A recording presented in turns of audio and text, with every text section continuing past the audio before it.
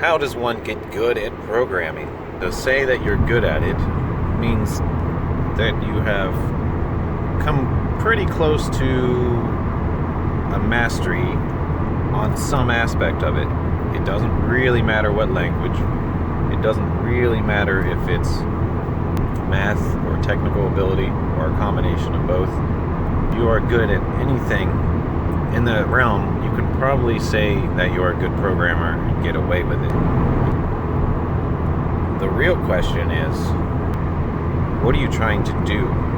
What is your goal? That's the question you should be asking. That is the question that will get to the root of what you need to do. To just say you want to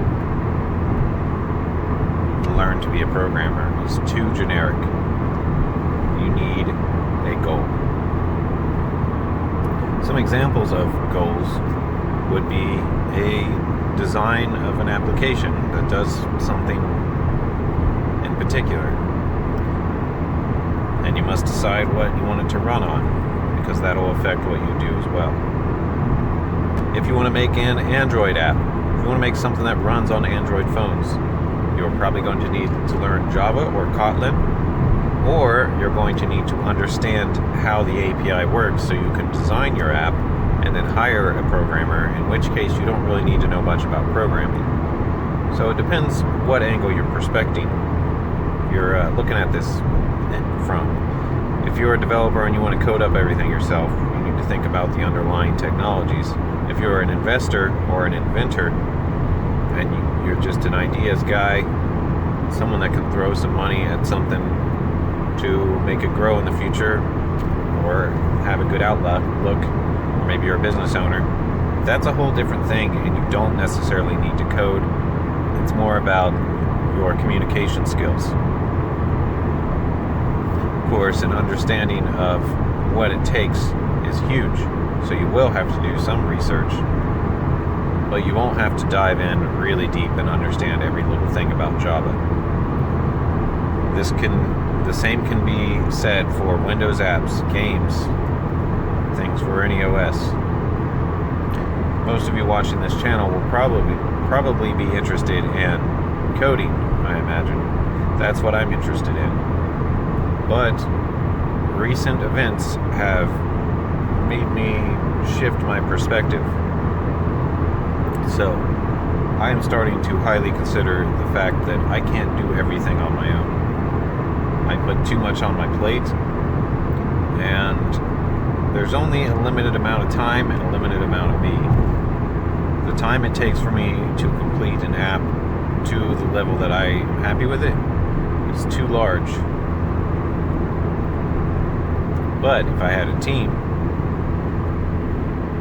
and the proper setup, so it depends what angle you're looking at making this project from, what you should be focusing on. You want to be a person that's part of your team that can deliver on their end. So you need to be looking into the technologies and the know-how for what you're delivering. So that's really it. And as things change, you have to keep an open mind. That's really important. If you get stuck in the same way, stuck in the same program, stuck in the same editor, stuck in the same language, you're going to hit roadblocks that you can't overcome. You have to be willing to take a step back, take a few days, and learn something new that better fits the technology you're working on.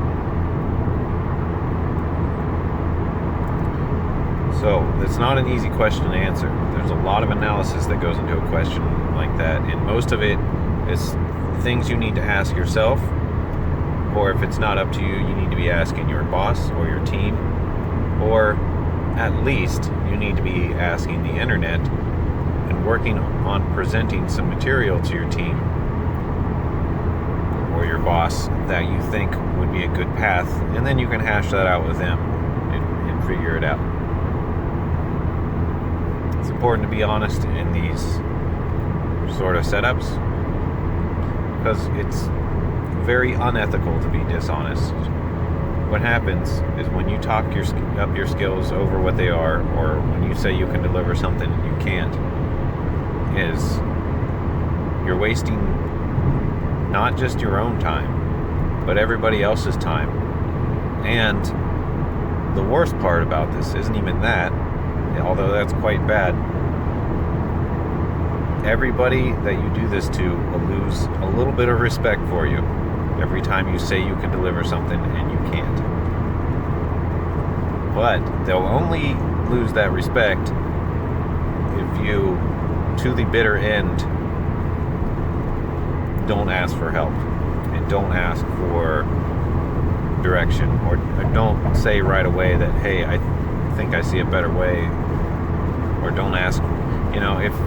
If you close off and say you can do it and then you don't, that's when it's a problem. That's what I'm trying to say here. If you're very open about the fact that, look, this isn't going as well as I thought, I'm not sure I know how to do this exactly, I could use some help, or maybe someone else should do this and I should do something else. If you're straightforward like that, no one will fault you. You just have to say something. Saying nothing is okay, side rant.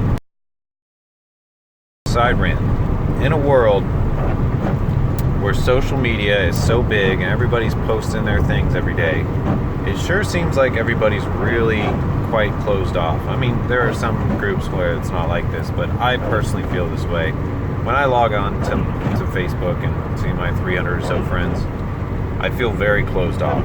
Sure, I could say stuff that puts me in the place where I am, but that's tricky because usually you only want to say this to a few people, and you have a lot of people, a lot of random people. You're generally speaking to the open public when you're posting your status, if they're even listening. But the thing is, they can listen, and you're revealing something about yourself. So usually you want to keep that private between just your team and who you're working with, and your social media needs to be, unfortunately, sort of, in this case at least, needs to be more of an outside perspective of you, of all your best points, all your strong points. Because if you make it something else, well, I gotta turn these wipers off.